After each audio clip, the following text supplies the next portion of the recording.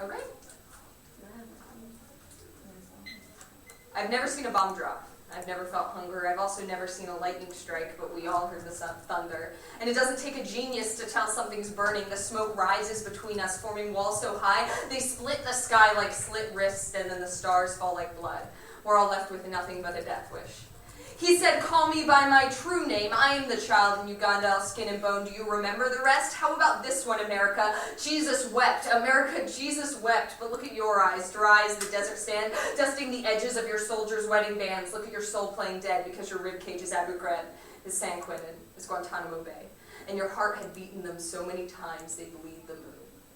Do you know children in Palestine fly kites to prove that they are still free? Can you imagine how that string must feel between their fingers as they kneel in the cinders of your missile heads? You can count the dead by the colors of the sky. The bow is breaking. The cradle is falling. Right now, a 6-year-old girl is crushed in a ditch in Lebanon, wishing on falling bombs. Right now, our government is recording the test scores of Black and Latino 4th graders to see how many prison beds will be needed by the year 2021. Right now, there's a man on the street outside that door with outstretched hands full of heartbeats no one can hear. He has cheeks like torn sheet music. Every tear a broken crescendo falling on closed ears. At his side, there's a girl with eyes like an anthem that no one stands up for. Doctor, our insanity is not that we see people who aren't there. It's that we ignore the ones who are.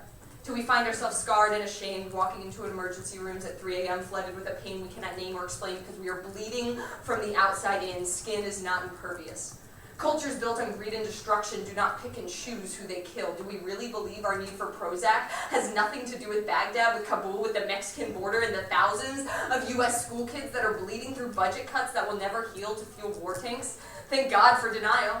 Thank God we can afford the makeup to pile on the face of it all. Look at the pretty world. Look at all the smiling people in the sky with a missile in her teeth and a steeple through her heart and not a single star left to hold her. And the voices of 1,000 broken nations saying, wake me, when the American dream is over.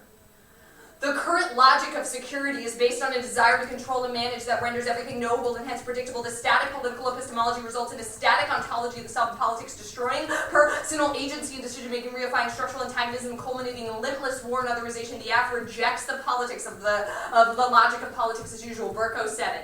Such a drive for ontological certainty limits questioning, confines within a particular closed system, grounded in the truth of being. An epistemology of violence joined to an ontology of violence quicken the resort to war and escalation. Violence permeates being, insecure existence amidst no questioning. Humans have no essence outside their value as objects. The need is to critique dominant images and ways of seeing that belong. Security provides a basic underpinning for the limitless resort to violence. Conflict can generate military action because the world is conceived more in terms of friend and enemy. The other constitutes an unacceptable threat as it faces agency from discourse. All resources are made parts of the mechanic process of war and violence. The desire to control is continually frustrated but never rethought. Empire enabled genocide, true wars, and military strategy threaten such scientific powers threaten absolute destruction. Confidence in being reifies antagonism. Exchanging an ontology of being for one of becoming provides a less destructive way of dealing with difference. War is the project of hegemonic forms of knowledge. Militarism derived not from particular choices but from calculative empirical discourse of truth rooted in enlightenment images of being. Policymakers' choices become necessities,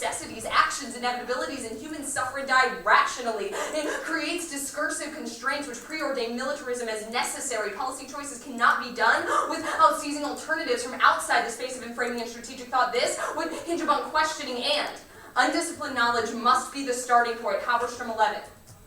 Subversive intellectuals refuse the demands of rigor, steal from the university the undercommons to constitute fugitive knowers, not so much the abolition of prisons, but the abolition of a society that could have prisons. The social worlds are not inevitable. They were not always bound to turn out this way. Certain ways of seeing the world are established as normal, even though they are counterintuitive and socially engineered. How can we insist upon the documentation of gender identity and governmental documentations? We sprout like weeds among disciplinary forms of knowledge. We deploy the logic of superiority, of orderliness, and we erase local practices. Legibility of didactic of high modernism for profiting for the land and the people, for extracting knowledge from local knowledge practice. Legibility is a condition of manipulation. Illegibility may be one way of escaping political manipulation to which all university disciplines are subject. An argument for anti-disciplinarity. Knowledge practice refuse both the form and content of traditional canons, lead to unbounded forms of speculation, modes of thinking that align not with rigor but with inspiration and unpredictability. To see unlike a state, we may want new rationales for knowledge, different standards for disordering states and modes of political engagement than those conjured by the liberal imagination. We may want more questions and fewer answers, and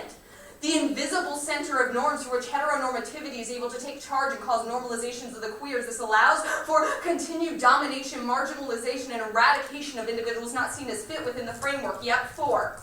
Othering creates individuals that are deemed less important based on markers of social formation such as race, class, gender, sexuality, ability, and nationality. Othering are results of an invisible center. Constructing normalization constructs a taken for granted and all-encompassing standard used to measure normal desirability. Normalization is psychically, psychologically, and materially violent form of social regulation. It is the site of violence. Heteronormative discourses are created through current regimes of knowledge. The quintessential force sustaining marginalization. Heteronormativity makes heterosexuality hegemonic through normalization is experienced consciously or unconsciously. The individuals used to learn to conform and suffering to survive, coping by repressing pain and identifying with the perpetrator. And the discourse of security and crisis is the foundational myth of the biopolitical empire. The perpetuation of this politics leads to colonization of everyday life, implicating all levels of society and militarism, oppression, systemic violence, and producing a culture of terror that defines every aspect of existence and denies freedom. Dismantling the logic of security is key. Calvin 10.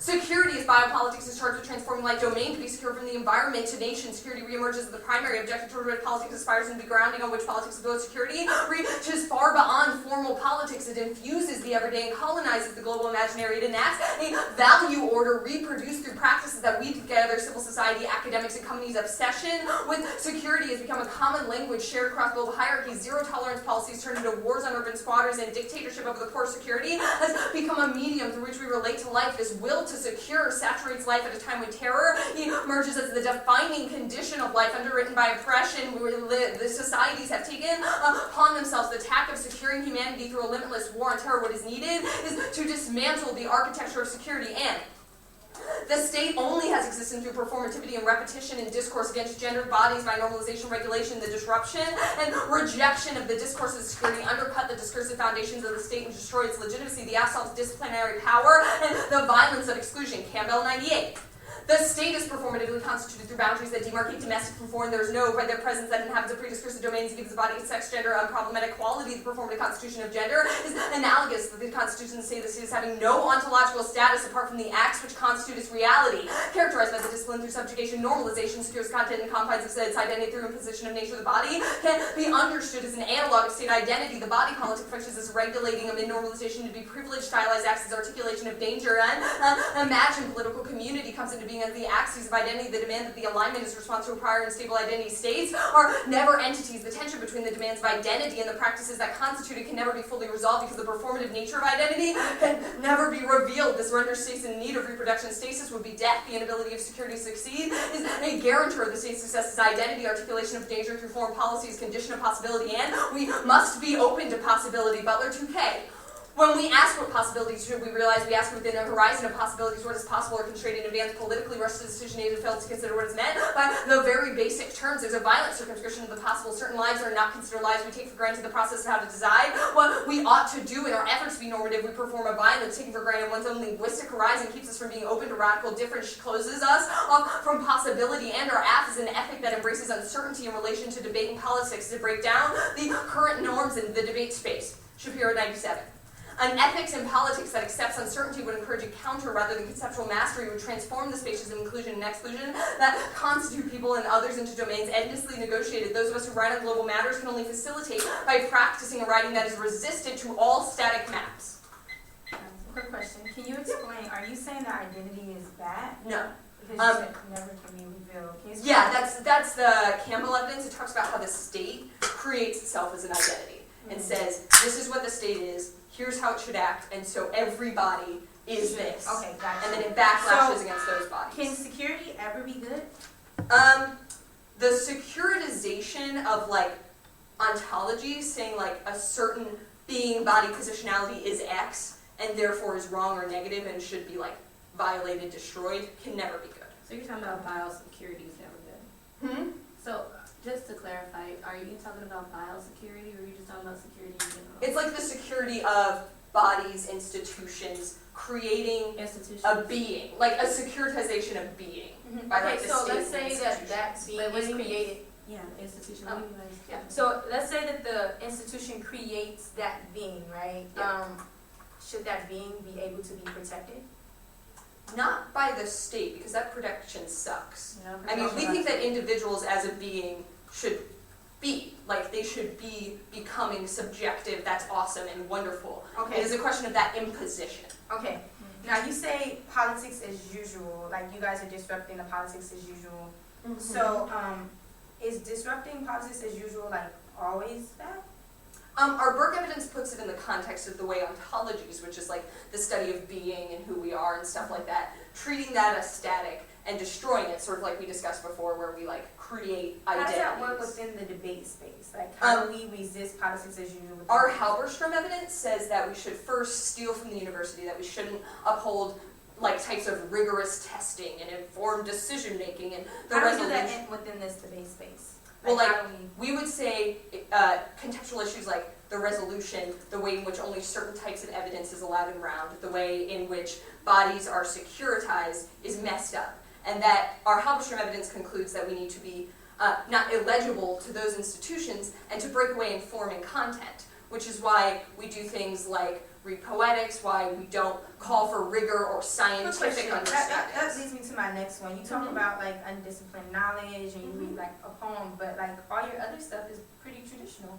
I don't think that's true. Halberstrom is talking about how we need to get rid of like calling for science. So all of our evidence is a critique rather than like an affirmation. It is like a critique. It says that negation is good. It's not So like you're a critique But the on what university, you're you saying. say like you need to steal from the university, go against the Well, you're a university, critique stuff on like what? that. Hold on.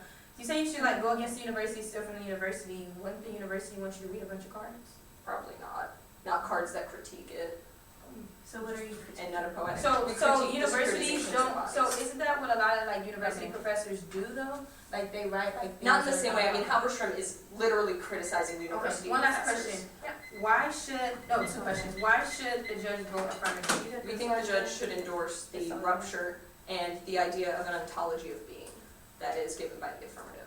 That Okay. criticism is Last, how does he like adjudicate the round? Like how does he pick, who, like how does he pick at the end, what am I trying to say? You're asking for a rule about it. No, not really so much, more so, how does he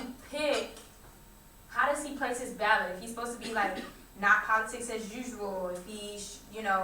I think a voting act is disrupting heteronormativity, which breaks away from like viewing these as static. Like the Oh. judge is an endorsement of that politic. Is heteronormativity always bad? Yes. Yes. Okay. So done?